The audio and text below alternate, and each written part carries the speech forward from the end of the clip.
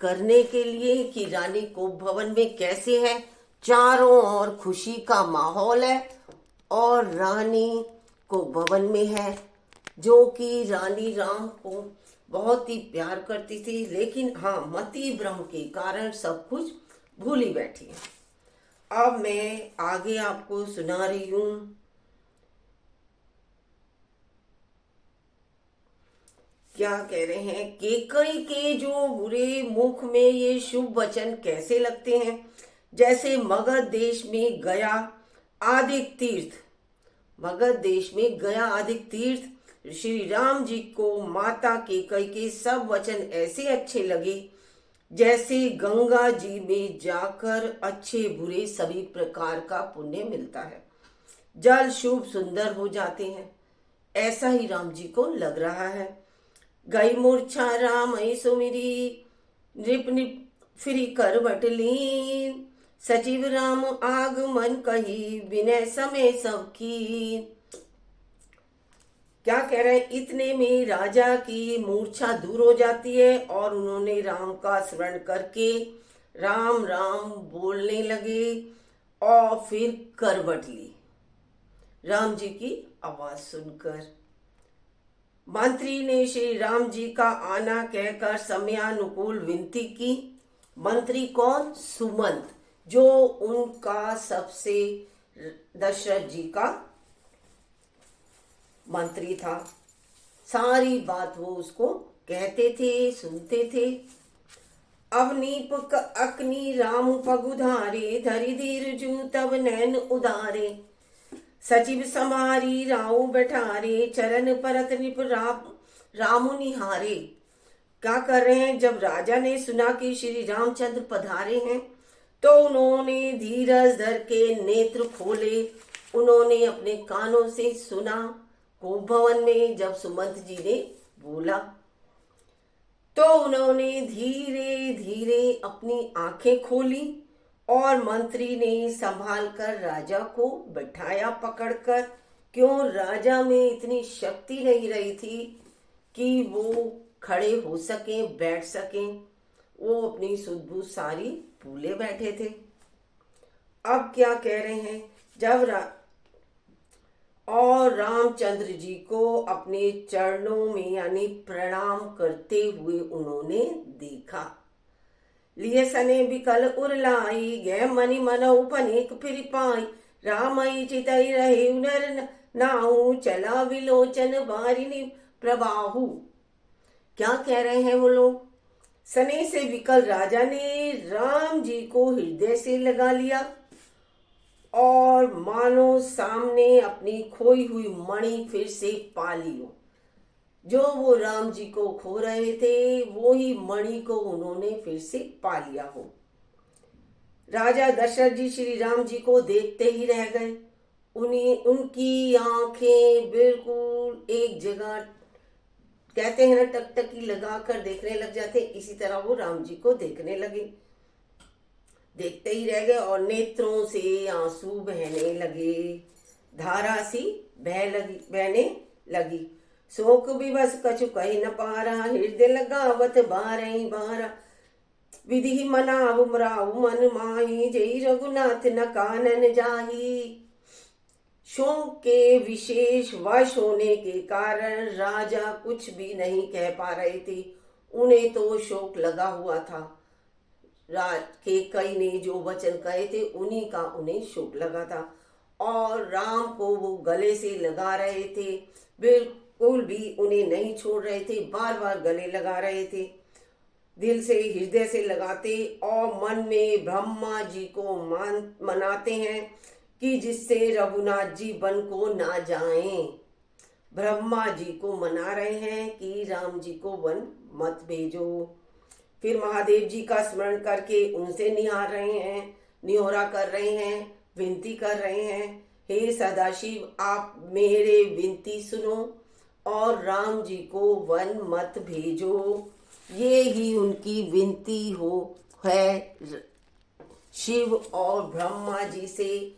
वो यही विनती बारंबार कर रहे हैं। हे आशुतोष, और अब दानी मैं तुमसे मांग रहा हूं कि डालने वाले हैं, मुंह मांगा देने वाले हैं, अतः मुझे अपना दीन सेवक जानकर मेरे दुख को दूर कीजिए। तुम्हें प्रेरक सबके हृदय सोमति, रामई देऊ बचनु मोर तजी रही घर, परिहरशील सनेऊ। आप प्रेम रूप से सबके हृदय में हैं, सबके दिलों में विराजमान हैं। आप श्री राम जी को ऐसी बुद्धि दीजिए जिससे वे मेरे वचन को त्याग कर शील स्नेह को धारण कर, शील स्नेह को छोड़कर घर ही में रह जाएं। चाहे भरत को राजगद्दी देऊंगा, मैं राज तिलक भरत का करूंगा, लेकिन राम वन में नहीं जाने चाहिए।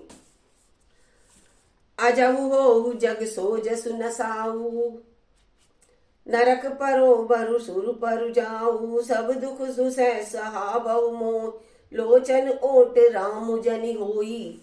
क्या कह रहे हैं? जगत में चाहे अपयश हो, मेरी कीर्ति ना हो, सब मेरा गलत सोचें, लेकिन सुयश नष्ट हो जाए मेरा और नया पाप होने से मैं नरक में गिरूं, चाहे मैं नरक में गिरूं अथवा स्वर्ग चला जाऊं, मतलब और भी सब प्रकार के दुसह दुख आप मुझसे सहन करा लें, पर श्री राम जी को मेरी आंखों से दूर ना करें, नेत्रों से दूर ना करें। राम जी मेरे पास घर में महल में ही रहें। बस इतनी विनती मैं राजा दशरथ जी ब्रह्मा और महेश से कर रहे हैं, शिव जी से।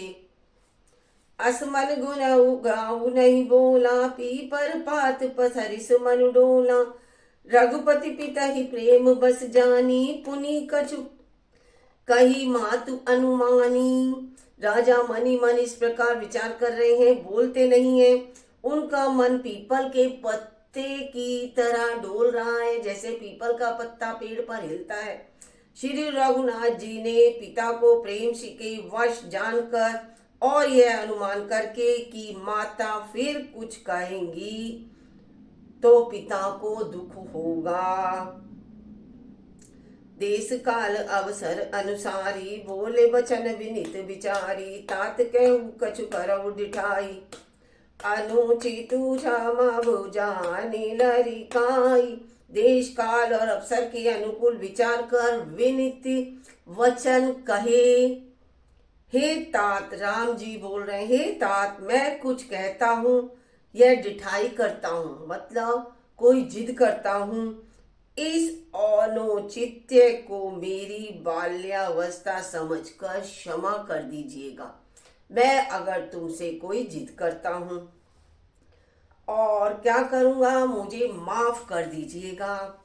ये ही राम जी राजा से विनती कर रहे हैं।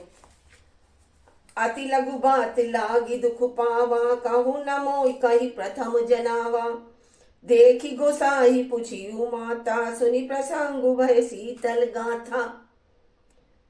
इस अत्यंत तुच्छ बात के लिए आपने इतना दुख पाया, इस बात के लिए आप इतना दुख पा रहे हैं और इतना दुख पाया। मुझे किसी ने पहले कहकर यह बात नहीं जनाई।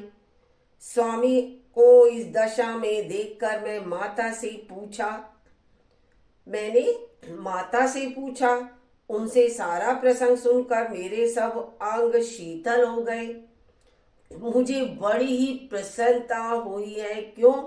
राम जी तो राज्याभिषेक सोचकर ही ये विचार कर रहे थे मन में कि हम चारों भाइयों का जन्म एक साथ हुआ है, पर राज तिलक मुझे ही क्यों? मंगल समय सने बस सोच, परिहरि तात आयस आयस दे ये हर्ष ये, कई पुल के प्रभु गात।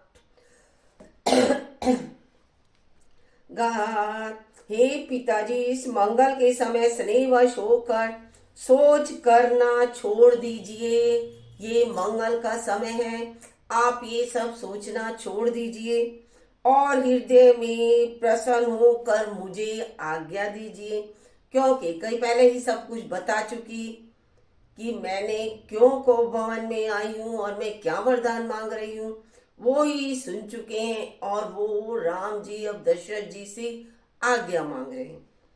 यह कहते हुए प्रभु श्री राम जी सर्वांग पुलकित हो गए। धन्य जन्म जगती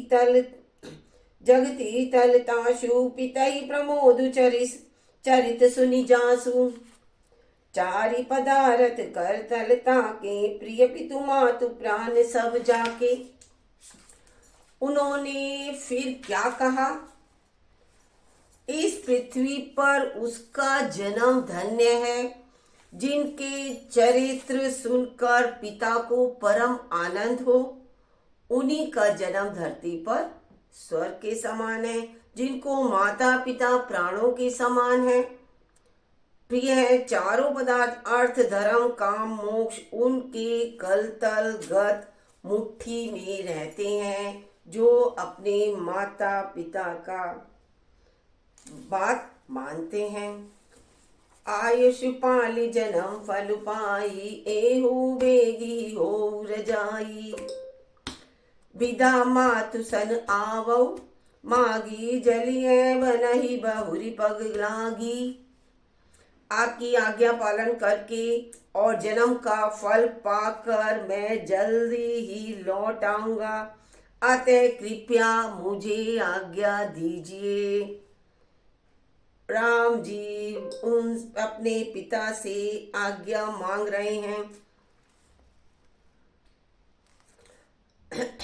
फिर आपके पैर लगकर प्रणाम करके वन को चलूंगा, माता से विदा मांग आता हूँ, अतः आप मुझे आज्ञा दीजिए। और माता से भी मैं आज्ञा लेकर आता हूँ, फिर उनके पैर लगकर प्रणाम वन को चलूंगा। ये ही सब वो ऐसा कहकर जब राम जी वहां से अस कई राम गवनु तब की ना भूप सुख बस उतरु न दीना। नगर व्यापी गई बात सुती छी छुअत चढ़ी जनु सब तन बीछी। ऐसी कैसा कहकर जब राम जी वहां से चल दिए, राजा ने शोकवश कोई उत्तर भी नहीं दिया। वह बहुत ही तीखी बात नगर भर में इतनी जल्दी फैल गई कि मानो डंक मारते ही बिच्छू का विष सारे शरीर में चढ़ गया। पूरे शहर नगर में अयोध्या वासी सभी ऐसे जहां थे वहीं की वहीं खड़े रह गए, और ऐसा लगा कि जैसे बिच्छू ने डंक मारा है और उसका विष एकदम पूरे शरीर में चढ़ गया है। सुनी भय विकल सकल नर नारी बेली बिटप जिबी देखी दवारी जो जय सुनई धुनई सिरु सोई बड़े विषाद नहीं धीरज होई। इस बात को सुनकर स्त्री पुरुष ऐसे व्याकुल हो गए जैसे दावानल वन में आग लगी हो।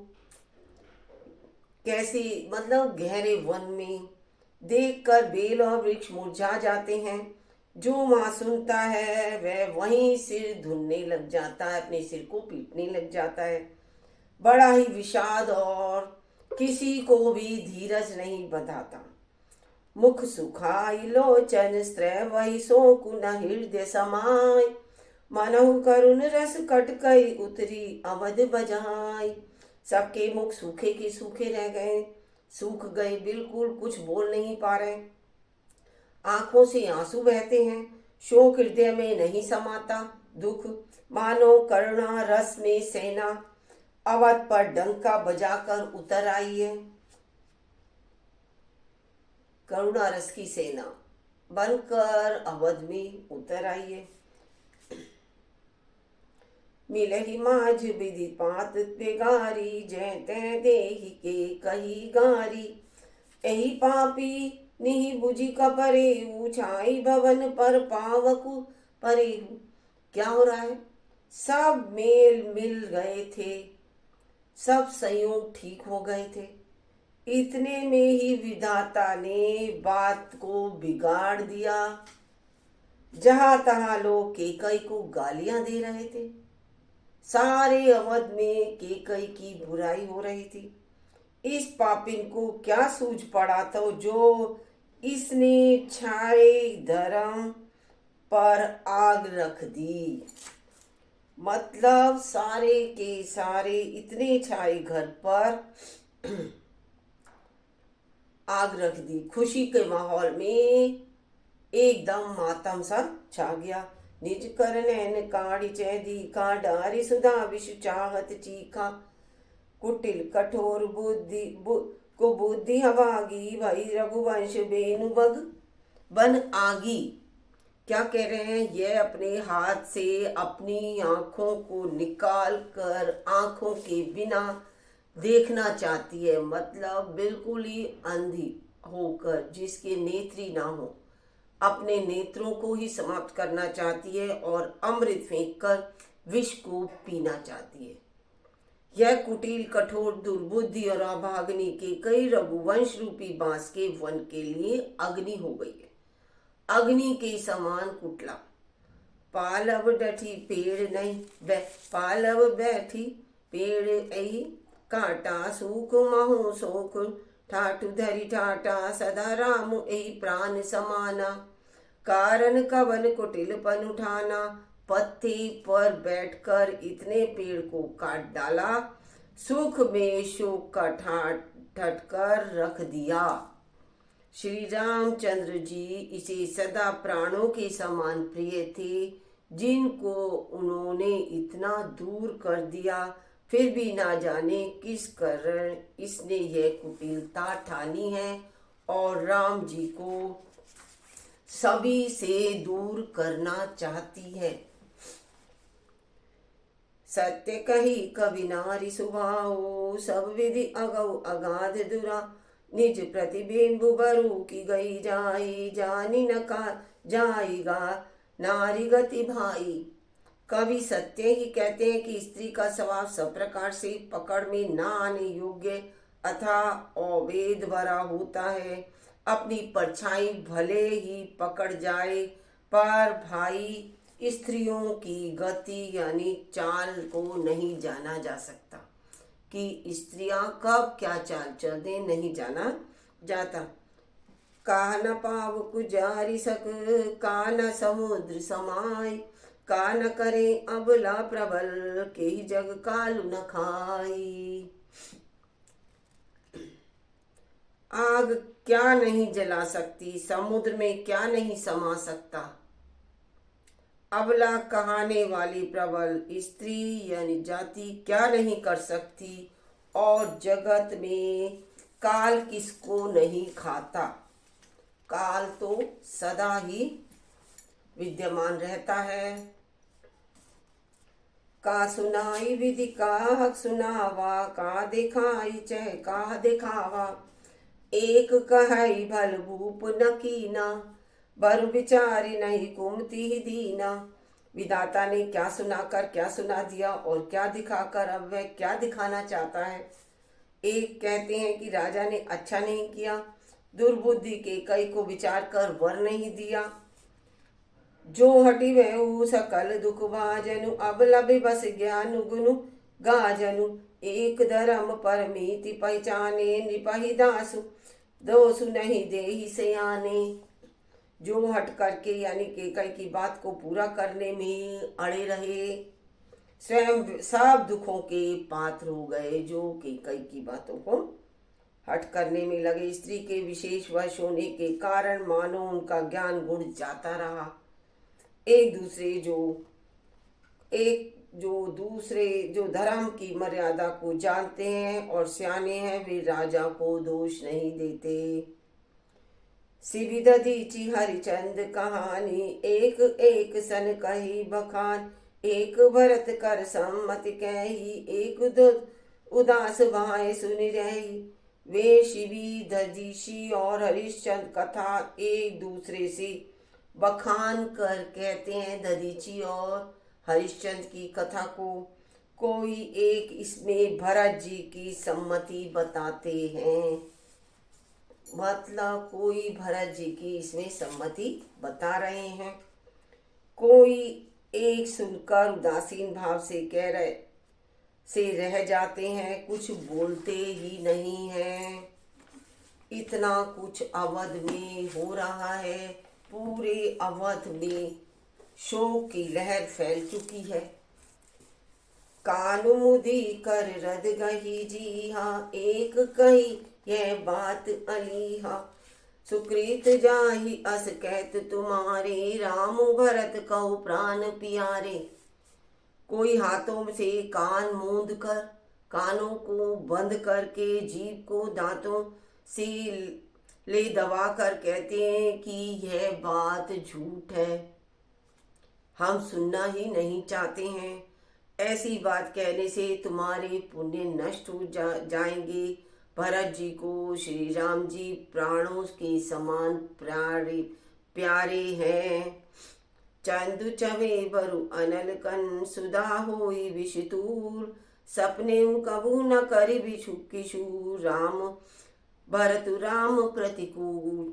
सब चंद्रमा चाहे शीतल किरणों की जगह आग की चिंगारियां बरसाने लगे और अमृत चाहे विष के समान हो जाए, परंतु भरत जी स्वप्न में भी कभी रामचंद्र जी के विरोध कुछ नहीं करना चाहेंगे। वो राम जी का कभी भी बुरा नहीं सोचेंगे, वो उनको बड़े भाई की तरह ही मानते हैं। वो तो इस बात को सुनकर बहुत ही खुश होंगे। क्यों? भरत जी वहां थे ही नहीं, वो तो ननिहाल को गए हुए थे। एक विधाता ही दुष्ण देही, सुधा दिखाई दीने विषजेही। खरबरु नगर सोचु सब काहू, दुसैताऊ उर्मिटा उचाऊ। कोई एक विधाता को दोष देते हैं जिसने अमृत दिखाकर विष दे दिया। नगर भर में खलबली मच गई, सब किसी को सोच हो गया, हृदय में दुसह जलन हो गई, आनंद उत्साह मिट गया। यही सब सोच रहे हैं कि भरत जी के बारे में तो बुरा मत सोचो, भरत जी तो राम जी के बहुत ही प्यारे हैं, राम जी भरत जी को प्यारे हैं।